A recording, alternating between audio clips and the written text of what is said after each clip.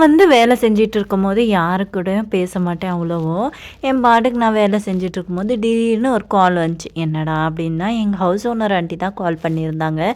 என்னடான்னு call pick பண்ணிவிட்டு கேட்டதுக்கு, நீ அரிசியோடைய இட்லி அரிசிக்கு மெஷர்மெண்ட் எப்படி பண்ணுறேன்னு, நான் 2 கிளாஸ் இட்லி அரிசிக்கும் 1 கிளாஸ் பச்சரிசி 3 உள்ளங்கையில் வந்து உளுந்து வந்து போட்டுக்குவேன். 1 ஸ்பூன் அளவு வெந்தயம். இதுதான் என்னுடைய ரேஷியோ. நான் வந்து கொஞ்சமாக தான் அரைப்பேன். ஏன்னா நம்ம ஃப்ரெஷ்ஷாக பேட்ச் அரைச்சி செஞ்சால் தான் எங்கள் வீட்டில் எல்லாருக்குமே தொண்டையில் இறங்கும். இது ஒரு 4 மணி நேரம் நல்லா ஊறிடுச்சு. இன்னொரு முக்கியமான இன்க்ரீடியன்ட் அவல் சேர்க்கணும். பேப்பர் அவல் சேர்த்து அரைச்சோன்னா சூப்பராக மெதுன்னு இட்லி வரும். போல் பையனை ஃபுட்பால் கிளாஸில் விட்டுட்டு நானும் 2 ரவுண்ட் அடிச்சுட்டு காலையில் வைப் பார்த்தீங்கன்னா அவ்வளோ சூப்பராக இருந்தது. இந்தாண்ட பார்த்தீங்கன்னா ஃபுட்பால் கிளாஸு, இந்தாண்ட பார்த்தீங்கன்னா கராத்தே கிளாஸு. என் பொண்ணு கராத்தே கிளாஸ்க்கு இருக்கலான்னா பாவம் குழந்தை, இன்னும் 6 வயசு தான் ஆகுது, இன்னும் கொஞ்சம் வருஷம் போகட்டும் அப்படின்னு சொல்லிட்டு விட்டுட்டேன்.